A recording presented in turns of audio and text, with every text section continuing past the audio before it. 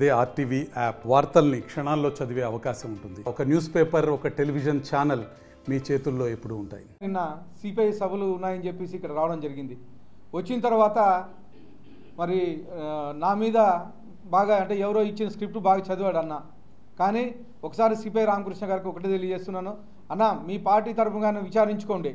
ఎక్కడే కానీ ఈ అనంతపురంలో ఈ సంవత్సరం ఉన్న కాలంలో నా బంధువుల పేరు మీద కానీ మా ఇంట్లో వాళ్ళ పేరు మీద కానీ లేకపోతే నా పేరు మీద కానీ ఒక సెంటు భూమి ఇక్కడ కొన్నామని కానీ లేకపోతే ఎక్కడన్నా రిజిస్ట్రేషన్ చేయించినామని కానీ మీరు విచారించుకోవచ్చు. ఎవరో ఇచ్చిన స్క్రిప్ట్ మీరు చదివి నన్ను ఇబ్బంది పెట్టడం కరెక్ట్ కాదన్న. అది వ్యక్తిగతంగా దూషించారు మీరు.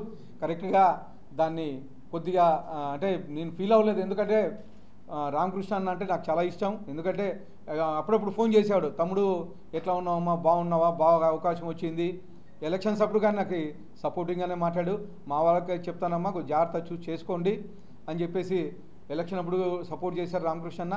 దాని తర్వాత కానీ కొన్ని ఇట్లా వస్తున్నాయమ్మా జాగ్రత్త చేసుకో అని చెప్పేసి చెప్పడం కానీ జరిగింది. ఆ రోజే నేను చెప్పాను, అన్న ఇది దుష్ప్రచారం చేస్తున్నారు, కేవలం నా మీద గిట్టని వాళ్ళు మాత్రమే చేస్తున్నారు అని చెప్పేసి చెప్పడం జరిగింది. ఆ రోజు కానీ తెలుసమ్మా నాకు ఇవన్నీ తెలుసు, ఎవరు చేస్తున్నారో తెలుసు, ఎలా జరుగుతుందో అని కానీ నాకు తెలుసు అని చెప్పేసి ఆ రోజు కానీ రామకృష్ణ అన్న మాట్లాడడం జరిగింది. అన్న ఒక్కసారి ఆలోచించండి, మీ వాళ్ళు ఉన్నారు, మీ పార్టీకి సంబంధించిన వ్యక్తులు ఉన్నారు, ఇక్కడ ఎంక్వైరీ చేసుకోండి.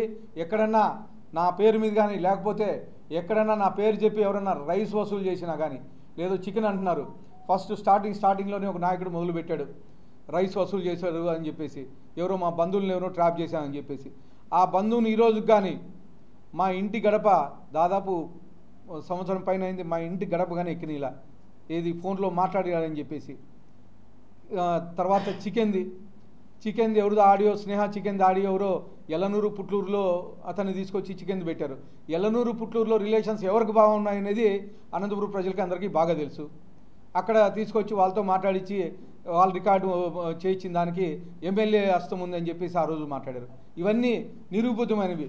పోలీసు వాళ్ళు పిలిపించి విచారించారు, ఏమయ్యా ఎమ్మెల్యేకి సంబంధం ఉందా అని. రైస్ వాళ్ళని పిలిపించి విచారించారు, ఏమయ్యా ఎమ్మెల్యేకి సంబంధం ఉంది. ఆ రోజు బాగా క్లియర్గా క్లీన్ చిట్ ఇచ్చారు. మళ్ళీ ఈరోజు భూ కబ్జాలు అంటున్నారు.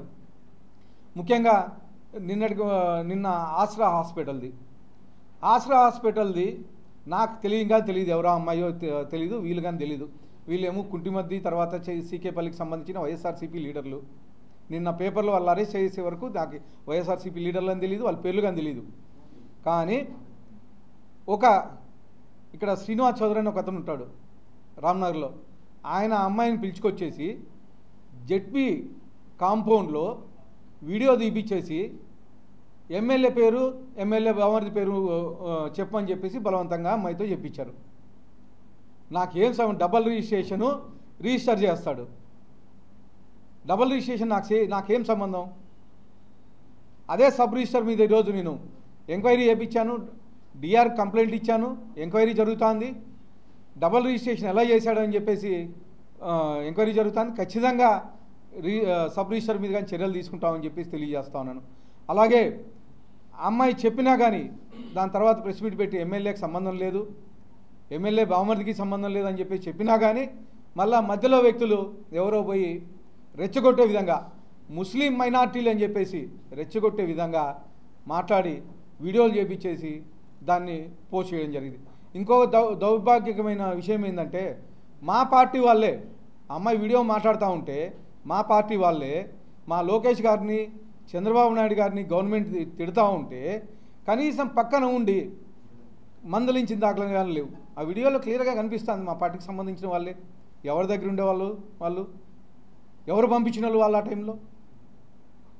నేను ఎక్కడో ఆస్ట్రేలియాలో ఉంటే ఆస్ట్రేలియా ఎప్పుడు ఎక్కడ బయటికి పోయినా కానీ ఏదో ఒక టెన్షన్ పెడతారన్నమాట. అంటే ఇది అనంతపూర్లో నేను లేని చూసి బాగా కరెక్ట్గా ఏదో ఒకటి ప్రాబ్లం క్రియేట్ చేస్తున్నారు. గతంలో కానీ బయటికి వెళ్ళినప్పుడు ఫారెన్లో ఉన్నప్పుడు ఇదే ఒక పంచాయతీ పెట్టారు, వైశాస్ ల్యాండ్ కబ్జా అయిందని చెప్పేసి. ఆ వైశాస్ ఎవరో తెలియదు నాకు, ఈ పక్క వ్యక్తులు ఎవరో తెలీదు నాకు. మన కాన్స్టిట్యున్సీనే కాదు అది, రాప్తాడు కాన్స్టిట్యున్సీలోకి వచ్చే ల్యాండ్ అది. రాప్తాడుకు సంబంధించిన వ్యక్తులు కొట్టుకుంటే, వైశాసు వాళ్ళు కొట్టుకుంటే దాన్ని కానీ దగ్గుబాటి ప్రసాద్ చేయించాడని చెప్పేసి పుకార్లు లేపారు. దాంట్లో బాధాకరమైన విషయం ఏంటంటే ఒక సీనియర్ జర్నలిస్టు, ఒక ప్రముఖ టీవీ ఛానల్ సీనియర్ జర్నలిస్టు దాంట్లో ఇన్వాల్వ్ అయ్యి వైశాస్కి ఫోన్ చేసి మీ వైశాస్ భూములన్నీ ఎమ్మెల్యే కాజేస్తా అంటే మీరు ఎందుకు స్పందించరు అని చెప్పేసి వైశా శబరి అనే అతను ఫోన్ చేస్తాడు. అబ్బాయి ఫోన్ చేసి అన్న ఇట్లా ఫోన్ చేశారన్న పలానా ఆయన మిమ్మల్ని ఇబ్బంది పెట్టమని చెప్పేసి చెప్తా ఉన్నాడు అని చెప్పేసి అబ్బాయి నాకు ఫోన్ చేశాడు. అంటే మీరు కానీ జర్నలిస్టులు కానీ మిత్రులు కానీ ఆలోచించాలా, నిజంగా జరుగుతా అంటే నిజంగా జరిగింటే ఖచ్చితంగా మీ తల దించుకుంటా, ఖచ్చితంగా దాని ఏదైనా ఇబ్బంది ఉంటే ఖచ్చితంగా మీకు నేను సమాధానం చెప్తా. అలా కాకుండా ఎవరో చెప్పారని చెప్పేసి ఎవరో వెనక నుండి ఫోర్స్ చేయించి మాజీలు ఫోర్స్ చేశారని చెప్పేసి ఇట్లా బురద జల్లడం నా మీద సమంజసం కాదని చెప్పేసి మీడియా మిత్రులకు కానీ తెలియజేసుకుంటున్నాను. అలాగే ఇంకొకటి ఇక్కడ బుడుబుక్కులోది నాకు సంబంధించిందే అంశం కాదు. ఎవరు అమర్నాథ్ చౌదరి ఆయన అగ్రిమెంట్ ఎప్పుడో చేసుకున్నాడంట. అమర్నాథ్ చౌదరికి బుడుబుక్కులు వాళ్ళు ఏదో ఎంఆర్ఓతో పోయి సర్వే పెట్టించుకున్నారు, అయిపోయింది, వాళ్ళు మాట్లాడుకున్నారు. ఆ రోజు ఏం జరగలేదు. నెక్స్ట్ డే పొద్దున్నే పిలిపించుకొని ఇంటి దగ్గరికి పిలిపించుకొని రెచ్చగొట్టి పోయి మీరు ల్యాండ్లోకి పోండి, అక్కడ పోయి ప్రెస్ మీట్ పెట్టండి. ఎవరు ఇంటి దగ్గర నుంచి పోయినారనేది అందరికీ తెలుసు. అక్కడ ఎవరు ఇంటి దగ్గర పిలిపించుకొని మాట్లాడింది అనేది అందరికీ తెలుసు. ఖచ్చితంగా అనంతపూర్ ప్రజలు కానీ ఆలోచించాలా. నాకు భూ కబ్జాలు చేయాల్సిన అవసరం లేదు, తర్వాత ఇక చిల్లర పనులు చేసిన అవసరం లేదు, వసూళ్ళు అవసరం లేదు. దేనికంటే నేను సాధారణ రైతు కుటుంబం నుంచి వచ్చి విలువలతో కూడి పెరిగినోడిని, నేను విలువలు ఉండేవాడిని. కేవలం నా అదృష్టం బాగుండి నేను హైదరాబాద్లో బిజినెస్ చేస్తూ కోట్ల రూపాయలు నాకు సంపాదించుకున్నా. నేను నాకి నా పిల్లలకి నా తమ్ముళ్ళకి ఎక్కడే కానీ తక్కువ లేకోకుండా సంపాదించుకుంటున్నాను. ఈరోజు కానీ నా ఆస్తి కానీ లేకపోతే నాకు తిండి, తర్వాత దాదాపు నా దగ్గర 1000 మంది ఎంప్లాయీస్ పనిచేస్తున్నారు. అలాంటి పరిస్థితి నుంచి ఈ చిల్లర దానికి నేను పాల్పడతానా? కబ్జాలు అంటున్నారు, కనీసం ఒక్కటి ప్రూవ్ చేయలేకపోతున్నారు ఎక్కడ చేశాననేది. చికెన్ అన్నారు, చికెన్ క్లియర్గా స్నేహ చికెన్ వాళ్ళ ఎండీనే చెప్పాడు సంబంధం లేదని చెప్పేసి. తర్వాత నేను ఒక ఆయన మాట్లాడుతాను, నేను ఎంక్వైరీ చేపిస్తాను, నేను మొత్తం అంతా అదే. నేను నిజంగా చాలా హ్యాపీ ఫీల్ అవుతాను ఎంక్వైరీ చేపిస్తే. ఎందుకంటే నాకు కానీ కావాల్సింది అదే, క్లీన్ చిట్ రావాలా. పైన ఆల్రెడీ 2-3 సార్లు ఇంతకుముందు స్టార్టింగ్లోనే అంటే నాకు సీట్ ఇచ్చినప్పటి నుంచి గత 17 నెలల నుంచి ఈరోజు ఇదే పని అన్నమాట. అంటే ఎమ్మెల్యే టార్గెట్ సీటు వచ్చిన తర్వాత అప్పుడు ఎలక్షన్స్లో బాగా ఇబ్బంది పెట్టారు, రోజుకో ప్రాబ్లం క్రియేట్ చేశారు. కానీ నా దయ బాగుండి చంద్రబాబు నాయుడు గారి పుణ్యాన, తర్వాత లోకేష్ అన్న గారి పుణ్యాన ఈరోజు నేను ఎమ్మెల్యే ఇక్కడ. నేను పుట్టిందైతే ఈ ఊరు కాదు, నాది ఇక్కడ పక్కనే బండమీదపల్లి, 20 కిలోమీటర్లు ఇక్కడ.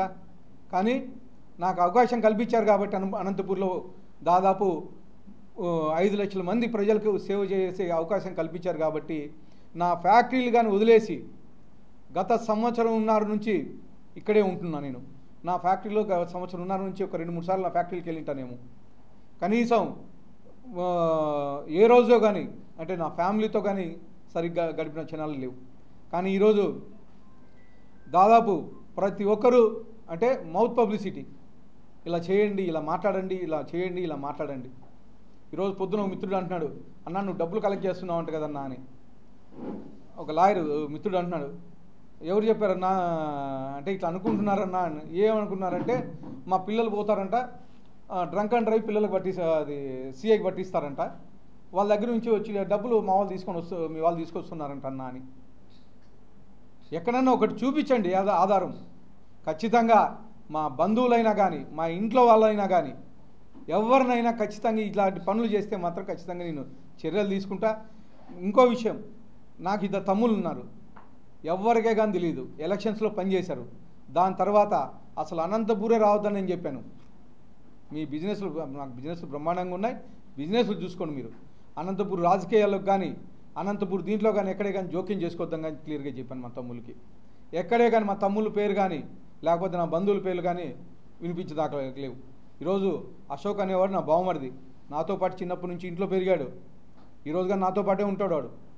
అలాంటి పట్టుకొని, దేనికంటే వాడు విలువలతో పెరిగినాడు నాతో పాటు, అలా ఉంటాను పట్టుకొని ఈరోజు అక్కడ కబ్జా చేపిస్తున్నాడు, ఇక్కడ కబ్జా చేపిస్తున్నాడు, ఇంకోటి అని మాట్లాడుతూ ఉన్నారు. అందరి మాదిరి నాకు సొసైటీలు లేవు, హౌసింగ్ సొసైటీలు లేవు, సంఘమిత్ర సొసైటీలో నేనేమో భూములు ఏం లేవు. నాకు 99 నేను చైర్మన్గా ఉండి 99 ఇయర్స్లో లీజ్ గేమ్ రాసుకోలే. నేను 0 ఇట్లు బినామీల పేర్లో ఏం పెట్టలేదు. నేను ఎక్కడైనా కానీ సెంటు చూపించాను నా పేరు మీద అనంతపూర్లో ఈ 1.5 ఇయర్ కాలంలో. గతంలో నేను కొన్ని తప్పితే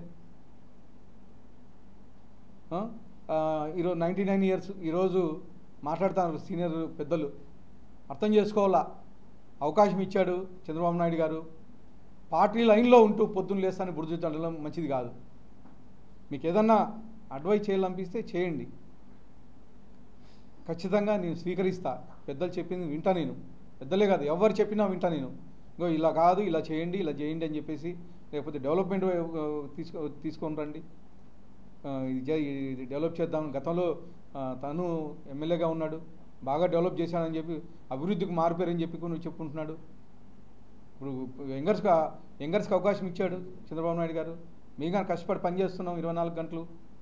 వీడు స్టాండ్ అయిపోతాడేమో అనంతపూర్లో, ఇంకా నెక్స్ట్ కానీ వీడే ఎమ్మెల్యే అవుతాడేమో, నెక్స్ట్ కానీ వీకే సీట్ ఇస్తారేమో అని చెప్పేసి భయపడి ఇలాంటివి మాట్లాడడం ఎంతవరకు మీకు సవ్వు అని చెప్పేసి తెలియజేస్తాను.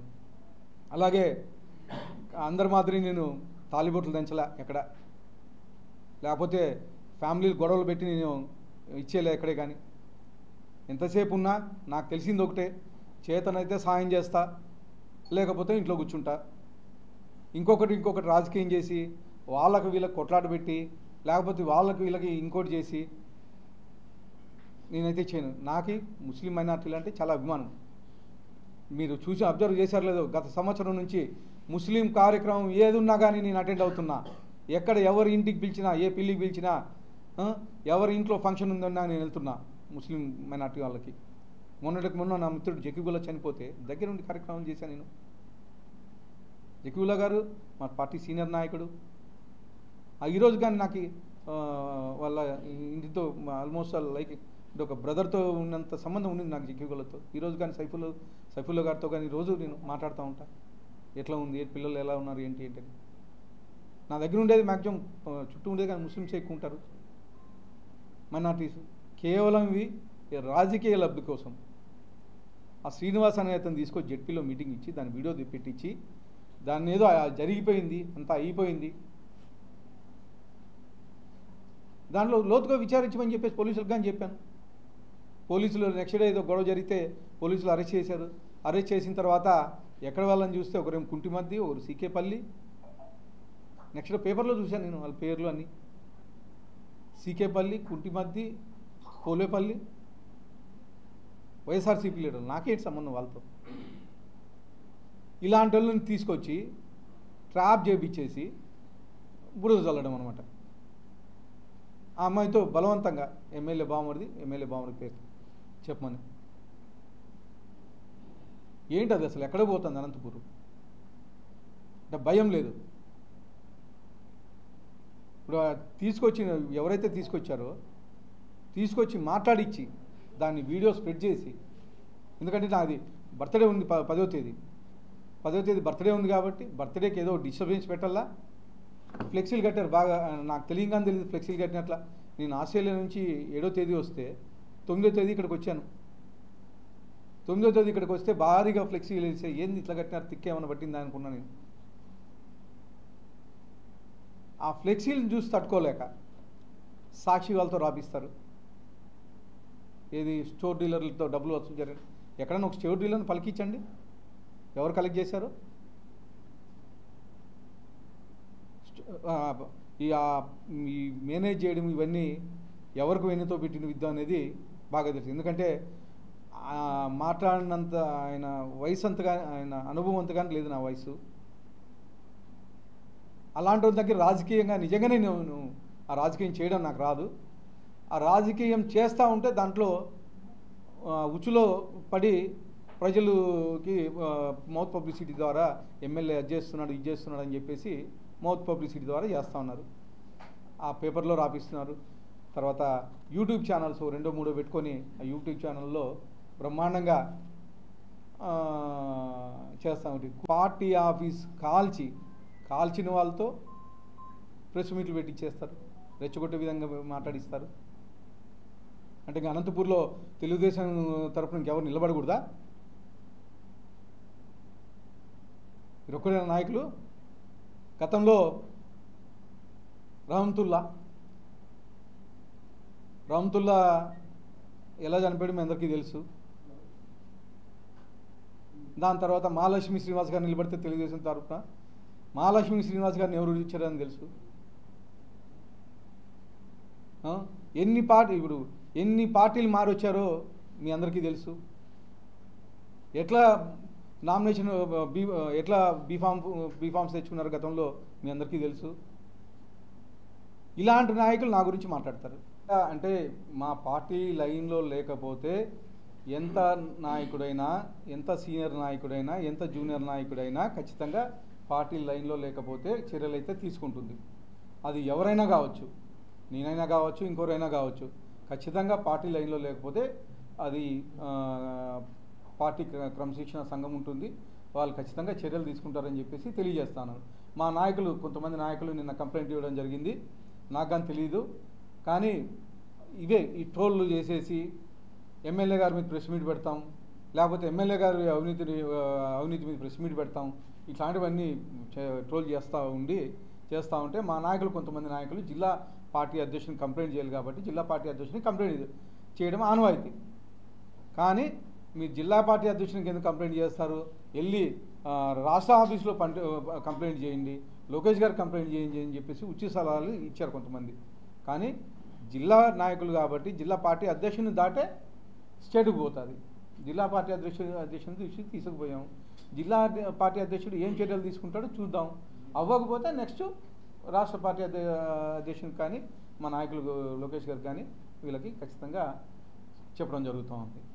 నాకు ఎవరు బంధువులు లేదు, నాకు ఇక్కడ ఎవరు బంధువులు లేదు. అందరినీ పిలుస్తా, మామాని పిలుస్తా, బాబాయ్ అని పిలుస్తా, చిన్న అని పిలుస్తా, లేకపోతే అన్న అని పిలుస్తా. అనంతపూర్లో అంతా నాకు బంధువులే అండి. అంటే రాజకీయంగా ఈ కుట్రలు కుతంత్రాలు వైఎస్ఆర్సీపీ వాళ్ళు చేసింటే నేను హ్యాపీగా ఫీల్ అయ్యాను. ఎందుకంటే ఆపోజిట్ పార్టీ వాళ్ళు ప్రతిపక్షం వాళ్ళు చేస్తారు అని. కానీ నా దౌర్భాగ్యం ఏంటంటే వితిన్ ద పార్టీ ఉంటూ గత 14 నెలలుగా నేను ఎమ్మెల్యే అయిన రోజు నుంచి ఈ రోజు వరకు జరుగుతూనే ఉంటాయి. దానికి నేను మెంటల్గా ప్రిపేర్డ్. ఎందుకంటే మా సార్ చంద్రబాబు నాయుడు గారు క్లియర్గా అర్బన్లు అంటే ఇలాగే ఉంటాయి అని చెప్పేసి బాగా క్లియర్గా నాకు ఇన్స్ట్రక్షన్ ఇవ్వడం జరిగింది. ఖచ్చితంగా దీన్ని ఎదుర్కొంటాను. నేను పార్టీ ఏ శిక్ష విధించినా నేను కట్టుబడి ఉంటాను. పార్టీకి ఇస్తా అంటున్నారు కదా చంద్రబాబు నాయుడు గారు కానీ లోకేష్ గారికి కానీ, ఖచ్చితంగా ఆధారాలు ఇస్తే నేను కానీ దేనికైనా రెడీగా ఉంటానని చెప్పేసి తెలియజేసుకున్నాను. ఎందుకంటే గతంలో కానీ ఇట్లే పార్టీ ఆఫీసులో అవి ఇవి అని చెప్పేసి పెట్టారు, రైస్ దే అవి అని ఇవని, ఇంకోటి అని. సేమ్ ఇప్పుడు కానీ అదే ఇవ్వనండి, చాలా హ్యాపీగా ఫీల్ అవుతాను నేను. మరిన్ని వీడియోస్ కోసం ఛానల్ ని సబ్స్క్రైబ్ చేయండి. లేటెస్ట్ అప్డేట్స్ కోసం వాట్సాప్ ఛానల్ ని ఫాలో అవ్వండి. And link description